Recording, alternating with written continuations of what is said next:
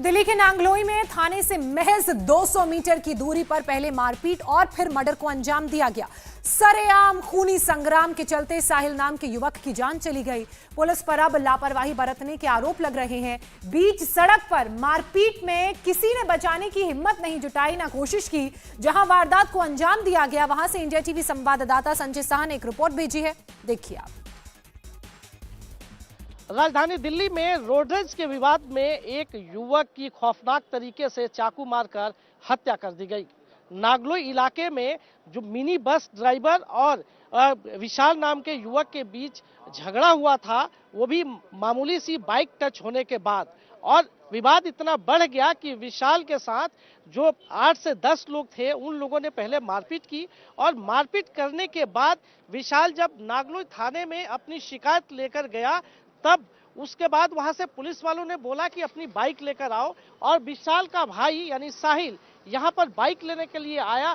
तभी पहले से घात लगाए सभी लोगों ने उस पर चाकू से वार किया और साहिल की मौत हो गई। मैं दिखाना चाहूंगा कि ठीक इसी जगह पर विशाल से मिनी बस ड्राइवर और उसके चालकों के द्वारा झगड़ा किया गया था, और ठीक यहीं से करीब 150 मीटर की दूरी पर सड़क के दूसरी तरफ यहां से नागलोई थाना है, और पुलिस यहां से नागलोई थाने से इस झगड़े के घटनास्थल तक नहीं पहुंची। उसके बाद बाइक लेने के लिए विशाल ने अपने छोटे भाई साहिल को बुलाया, और साहिल जब यहां पर मौके पर पहुंचा अपनी बाइक लेने के लिए, तभी यहां पर पहले से सभी लोग हाथ लगाए बैठे हुए थे, और ठीक इसी जगह पर ताबड़तोड़ साहिल पर चाकू से वार किया गया, और उसके बाद साहिल यहां पर गिर गया और हमला करने वाले लोग इधर से फरार हो गए। जो पार्किंग एरिया है मेट्रो का, इधर से फरार हो गए। उसके बाद साहिल, ये एरिया है मेट्रो का पार्किंग है,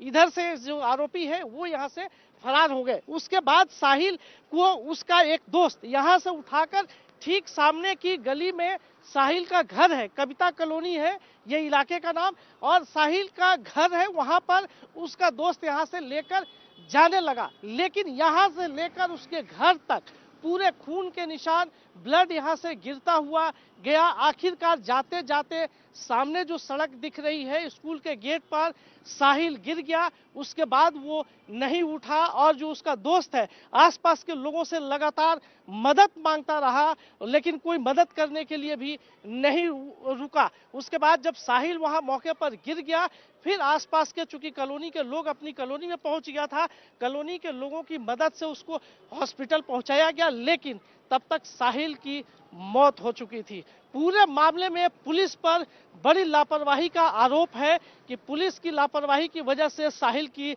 हत्या हुई है। साहिल के घायल होने के बाद जो स्कूल का जो सीसीटीवी फुटेज है, उसमें पूरी तस्वीर कैद हुई है कि किस तरीके से घायल अवस्था में साहिल लड़खड़ाता हुआ जा रहा है, और उसका दोस्त उसको पकड़कर उसको घर तक ले जाने की कोशिश कर रहा है, लोगों से मदद मांग रहा है, लेकिन किसी ने मदद नहीं करी। और परिवार के लोगों का ये कहना है कि पुलिस की लापरवाही की वजह से साहिल की हत्या हुई है। तो साहिल की हत्या के बाद लोगों में गुस्सा है। लोगों का आरोप यह है कि 2 थानों के बीच ये हत्या हुई और पुलिस हाथ पर हाथ धरे बैठी रही। पहले भी कई वारदातों को अंजाम दिया गया। स्थानीय लोग पूरे मामले में कार्रवाई की मांग कर रहे हैं, और कहा यह जा रहा है कि जब तक आरोपियों को पकड़ा नहीं जाएगा, वो साहिल की डेड बॉडी को दफनाने नहीं देंगे। आपको बता दें कि ये पूरी घटना रोडवेज से जुड़ी हुई है। दरअसल साहिल के बड़े भाई विशाल की बाइक बस में टकरा गई थी, जिसके बाद साहिल जब अपने भाई की बाइक लेने जाता है तो पहले से घात लगाकर बैठे बदमाशों ने साहिल पर हमला कर दिया, जिसके चलते साहिल की मौत हो गई।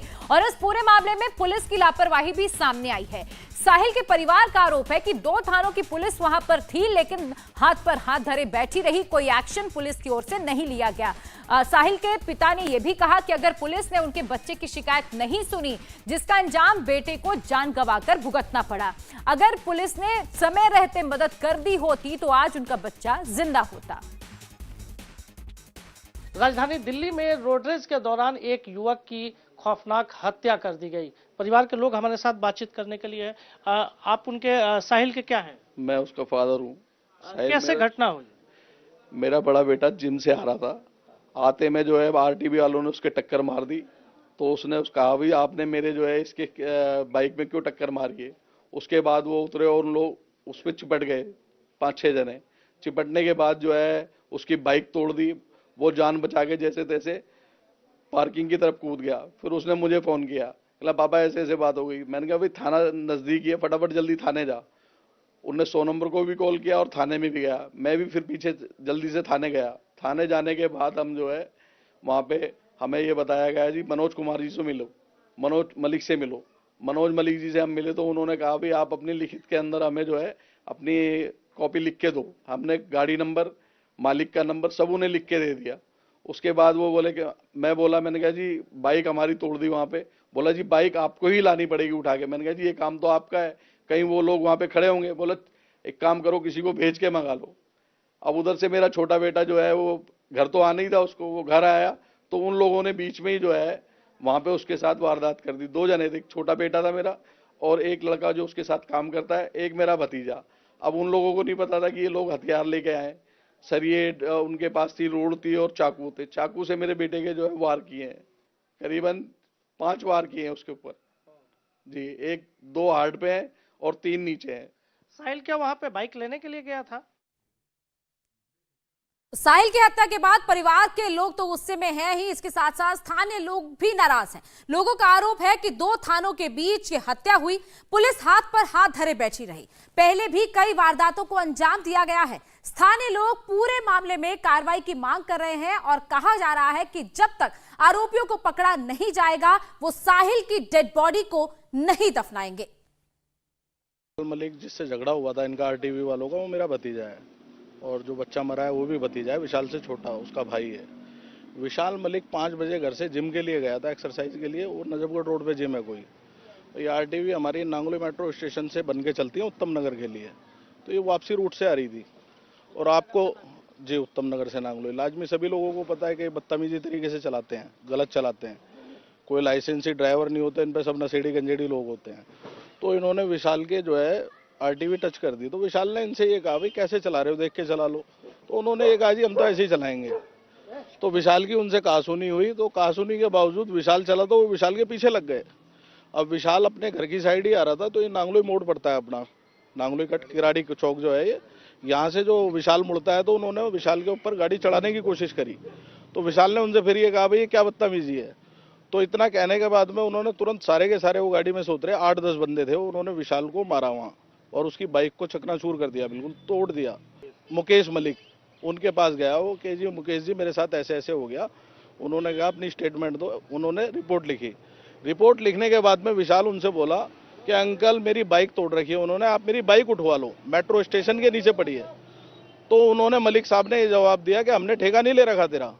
इंडिया टीवी हर वक्त हर जगह डाउनलोड करने के लिए सर्च करें India TV news Google play store या ऐप स्टोर पर।